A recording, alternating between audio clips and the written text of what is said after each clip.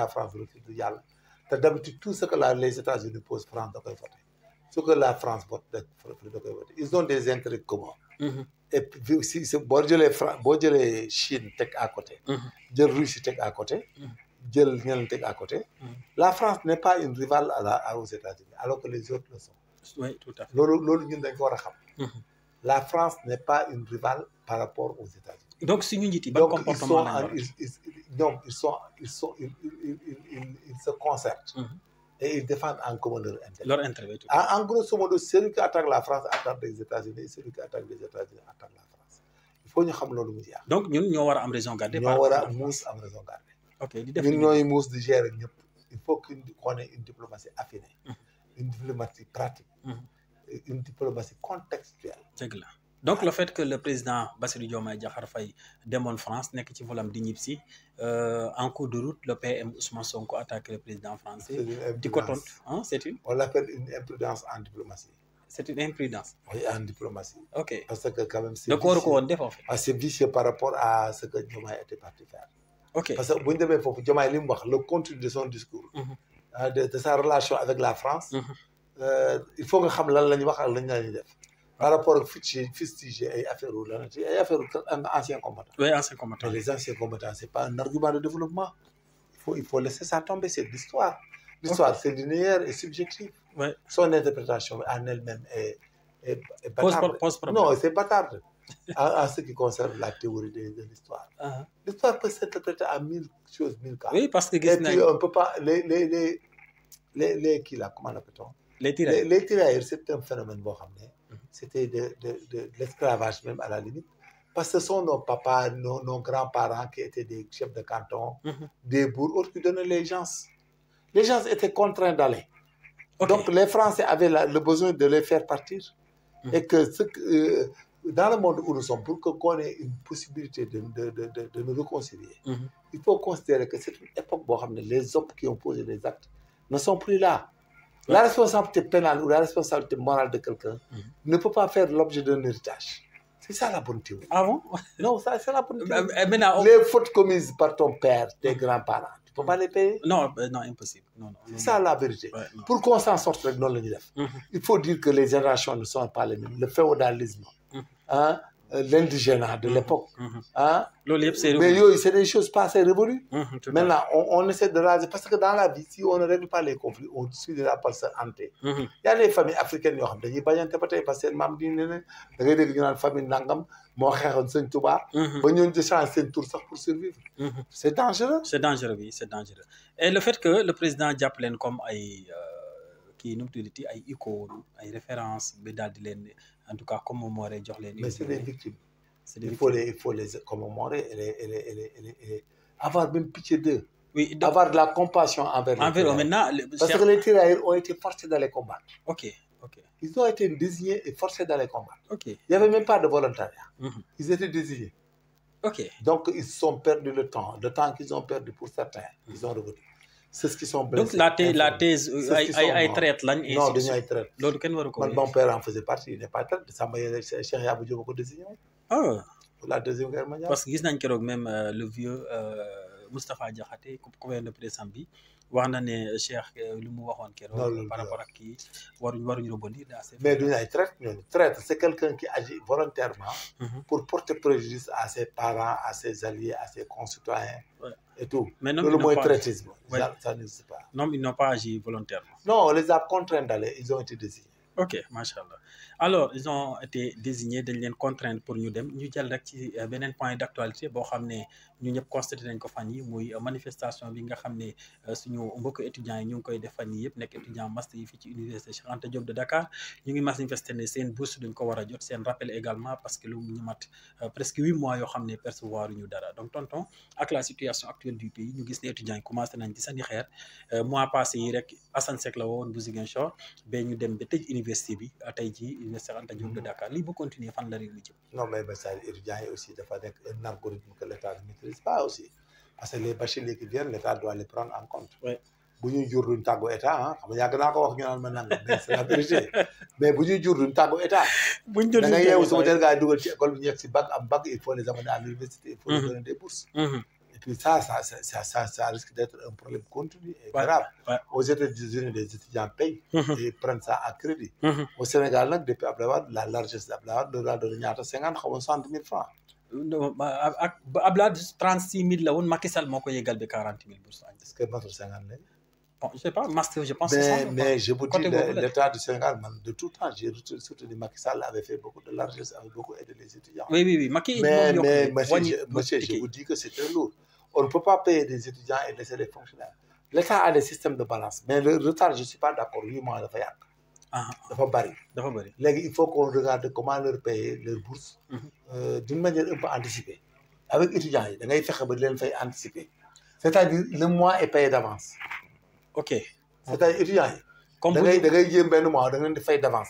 C'est-à-dire, le mois de fin février. C'est-à-dire, le mois est payé d'avance. Comme nous démarrons et percevoir au mois de septembre, avant octobre. Ok. Ok. Parce que l'autre mois, à chaque fois, des étudiants, on ne fait ça pas 3 mois. Chaque 3 mois. C'est-à-dire, si on 3 mois, nous avons et que l'État essaie de faire des balances. Mais finalement, on est obligé de faire des concours avec des étudiants pour avoir des bourses. Oui, tout à fait. Parce que aussi, un État, les gens sont des polygames. Dans un pays de polygamie, là, mais personne ne peut se permettre de supporter des étudiants. Ah, pourquoi? Non, parce que le flux humain est très dense et ça dépasse les prévisions économiques, les prévisions budgétaires. Parce que aussi, il faut que ce soit clair. Aux États-Unis, voilà, en France, dans les pays où la monogamie est de droit, mais nous imaginez un foyer qui a 2 ou 3 enfants. Non. Si tu trouves des foyers qui ont 3 enfants et qui ont 18 ans, on tous le bac. L'année, la même année. La même année. On a 3 fois l'année. C'est un problème sérieux à calculer. Mais toi aussi, le beaucoup de gars de l'Afrique. Non, mais on s'en fiche de l'Afrique. Les pauvres sont seulement féconds. Mais l'on dirait que ok. Et t'as un problème. Donc, il y a un limite. Non, il y a un problème. Il y a 80 000 étudiants. Même le directeur des bourses là, mon ami là, il a invité à aller payer. Mais l'État du Sénégal, il faut le reconnaître. Ok. Nous avons des bafay xalé def lu né. Mais fini beaucoup ni avec les donc da nga gis né Diomaye mom jambar bobu diko yor. Non, mi ngi fay day jema fay mais situation budgétaire et financière moko dul permettre. Ok. Do am marge de manœuvre fay len nim ko beugé. Ok, te bu ko amul ça. Non, bu ko amul gosses duñ comprendre. Ça pose problème. Ces gosses ne comprennent pas. Et puis le jour que mu def l'université bi ñu ngay nek concours. Ok. En bourse les gars vont râler. Mais un pays comme le Sénégal là, un pays l'État ne peut pas se permettre le luxe de dire que ku juddu ma dugal la ci université fay jox la bourse mënta nek. Non, mënu ko. Problème bobu mom dana mësa ñew. Ok. Dañuy dem bam yag on ira à l'arrêt. C'est un problème sérieux à calculer. Ok. Dañ ko wara baye xel. Finalement, il faut qu'on donne les bourses aux gens qui ont des mentions mondiales. À mon avis, hein? Ouais. Ah oui, à l'impossible, l'une n'est tenue. Si on ne le fait pas, on aura des problèmes. Les gens qui ont des mentions bien, très bien, ils ont des orphelins, ils ont aide. Mais il faut voir bourse de faire compétitivité. Mais on ne peut pas généraliser. Ok. Donc, Lolo aussi. Ah oui, les histoires d'école au Sénégal, il faut avoir des réformes. Des réformes denses. Parce que nous avons une bourse qui est éducation, non? Oui, tout à fait. Bon, de première année, man dama tombé bobu yokul amna 18 000 36 000 ba yek. C'est ça. Da fay yek. Mais c'est pas dans les yone. Oui, tout à fait. Mais yeen bari wulen won boba? Non, bobu bari wul. Chaque année bourse étudiant day gëna yok. Mais faut grave. Chaque année day gëna yok. Attends, do mëna taxer état bo xamné ça fait partie d'aucune prévision. Ouais. Parce que le Sénégal n'est pas dans la prévision de la démographie. Amuñu ko. Parce que le Sénégal va day marier légui le 31 décembre, mais au moment de novembre mu ngenté. Ouais. Et puis, il y a des gens qui marient tout le temps. Le gars, tu vois qu'il a une épouse, le gars qui a ben double mais tu as ben jabar décembre amando. Non, ma ben mais tu sais que nous démographiquement moi aussi problème. Il faut qu'on a la jeunesse du jeune mais dans le mouvement générationnel pour la gestion de la jeunesse et des générations. Mais à chaque fois le problème de scolarité, le problème de bourse, le problème de job aussi, de logement, de santé, de tout. Ouais, tout à fait. Parce que même si on parle de la maternité, la santé de la maman, mais les gars là, ils augmentent 2 mamans par année. Oui, les gens se marient en polygamie. Est-ce que aussi état de petit politique de limitation? Mais un jour, on peut limiter. Mais xam nga aussi, ñun ñi ñëpp ay pères de famille, mais tu as 9 enfants. 10, tu veux que état de la garde, c'est illogique. Ok. Do comment? État bu doon sax ñu tuutee koy am. mais fii ñu baree koy am. moo tax il faut que ñuy jongale aussi. il faut que ñu def ndànk. il faut ñu xoolaat affaire yi. parce que aussi on a beaucoup de priorités ah. La précarité de traitement salarial des hommes et des fonctionnaires et de tout le monde, ça pose problème. Le logement qu'on doit faire pour que les pères de famille aient des logements de xaalis bi mënuñu ko joxe ay bourses.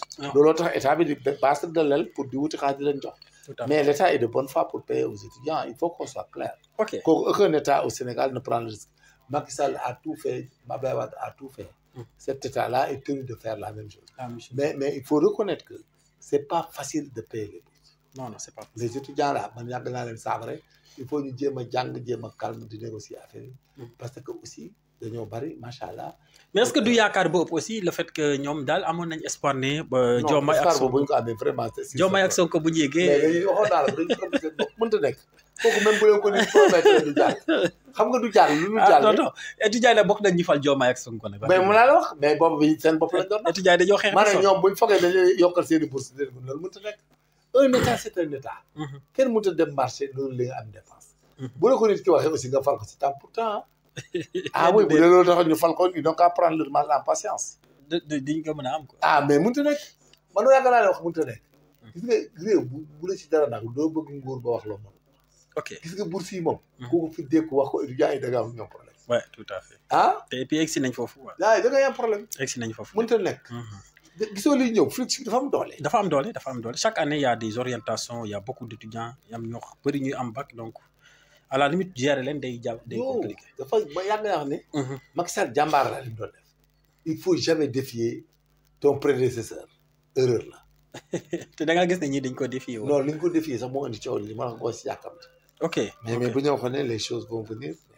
mais après c'est de la politique quand même mais malheureusement en Afrique aussi en politique tu peux pas tout dire. Oui tout à fait. il faut que tu dises des choses pour être. raisonnable pour être. mais il faut nga wax dara pour falu. oui tout à fait parce que africain moom indigène lañ rek. il faut nga leen di wax lu mënta nekk pour nga falu. dégg naa oustaz yi commencé génn di wax. du chroniqueur yi gis naa ñu génn di wax. des chroniques télé là. j'ai vu beaucoup de gens qui parlent là. Pape Matar Diallo de gis naa mais non rien à dire ah bon Diomaye mi ngi def li mu mën c'est tout. non non mais ñoom aussi comme le cas de Pape Matar Diallo. Non, il leur doit rien. De Walf. Non, ce qu'ils veulent là, c'est pas possible. Non, Pape Matar lu mu wax de comment des. non gars yi waxul pour ñu mais gis naa muy tudd lexu gars yi sax. waaw daañu ñëw gën a gàllu samay lex. Pape Matar ñu ngi lay nuyoo passage Pape Matar nee na daa yaakaaroon ne moom rek moo am lex mais fi mu ne nii gars yi. Pape Matar daal saay la quoi.